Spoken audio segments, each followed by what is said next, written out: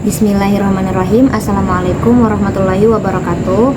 Kami dari kelompok 4 akan mempresentasikan tentang ijarah atau akad sewa menyewa. Muamalah merupakan bagian dari rukun Islam yang mengatur hubungan antara seseorang dengan seseorang yang lain. Contoh hukum Islam yang mengatur muamalah seperti ijarah, sewa menyewa atau upah. Seiring berkembangnya muamalah, transaksi muamalah tidak terdapat dari ulama klasik. Transaksi tersebut merupakan metode baru, dan dalam hal ini kita harus cermat apakah transaksi metode ini memiliki pertentangan tidak dengan kaidah fikih. Jika tidak, maka transaksi tersebut dikatakan mubah. Beberapa poin tentang ijarah yang akan kita bahas ialah pengertian ijarah, rukun atau syarat ijarah, apa saja jenis dari ijarah, dan bagaimana pandangan ulama tentang ijarah ini. Pengertian secara bahasa, ijarah berarti upah sewa jasa atau imbalan al-ijarah, merupakan satu di antara bentuk muamalah dalam memenuhi keperluan hidup manusia seperti sewa menyewa, kontrak atau menjual jasa perhotelan dan lain-lain.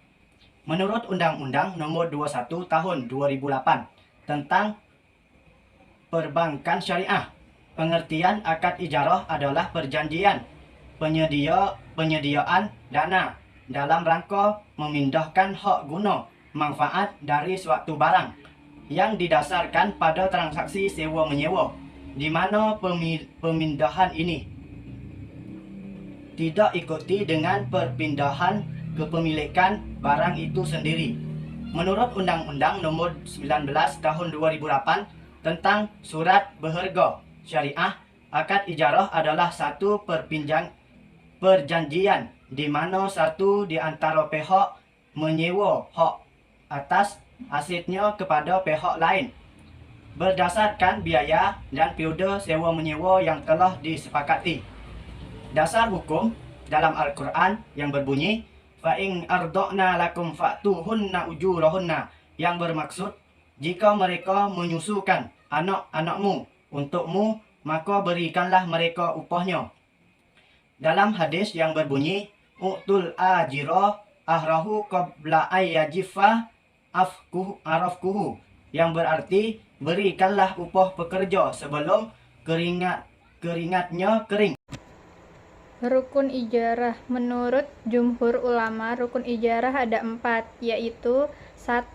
Akid atau orang yang berakad, yaitu mujhir atau orang yang menyewakan atau memberi upah, dan mustajir atau orang yang menyewa atau menerima upah. 2. Sikhat. Akad yaitu ijab kabul antara mujir dan mustajir. 3.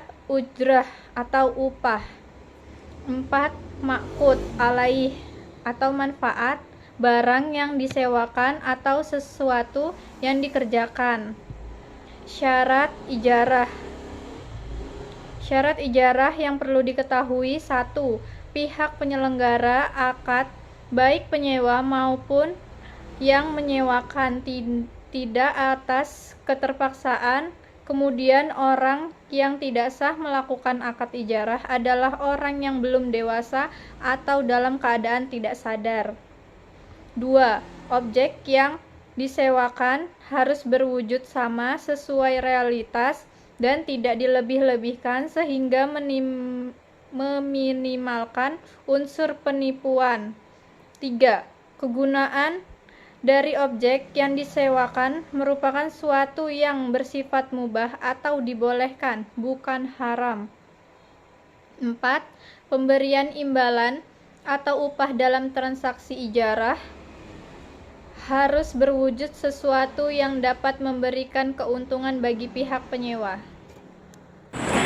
Selanjutnya kita akan masuk ke jenis-jenis ijarah. Yang pertama ada ijarah wa itina atau ijarah muntahiyah bitamlik, di mana perjanjian pemindahan hak milik atas suatu benda yang disewakan pada waktu tertentu.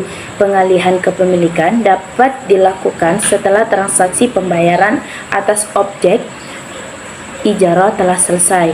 Yang kedua, ijarah tuma al-ba'i, di mana penyewa menyewa sebuah barang dan bertujuan untuk membeli barang tersebut. Nanti pada akhir masa sewa, barang tersebut menjadi hak miliknya.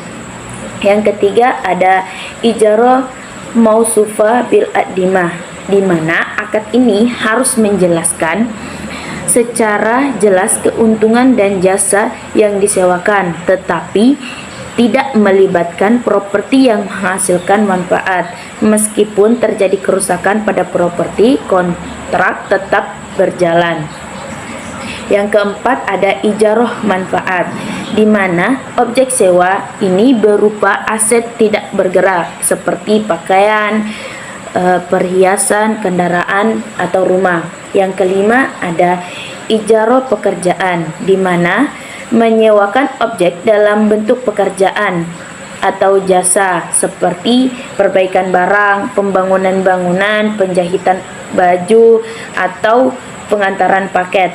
Yang keenam ada ijarah asli, di mana melibatkan transaksi sewa menyewa objek tanpa adanya perpindahan hak kepemilikan aset atau barang tersebut menjadi hak miliknya.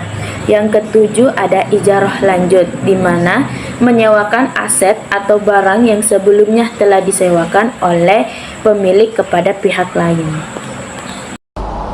Sifat ijarah: akad muawadahah, akad tabadut, akad lazim, akad amanah, akad ijarah. Hukum asal ijarah mubah berdasarkan dalil-dalil Al-Quran dan hadis Nabi. Ijarah memiliki banyak manfaat, di antaranya memenuhi kebutuhan manusia akan berbagai barang dan jasa, memperlancar kegiatan ekonomi, perdagangan, meningkatkan kesejahteraan masyarakat. Waktu berakhirnya ijarah: 1. Jangka waktu ijarah selesai. 2. Waktu barang disewakan rusak. 3. Wafat salah satu pihak. 4. Pembatalan akad. 5. Ikhtiar, kehendak kedua pihak. 6. Hilangnya barang yang disewa. 7. Adanya cacat pada barang yang disewa. 8. Peralihan kepemilikan barang yang disewa.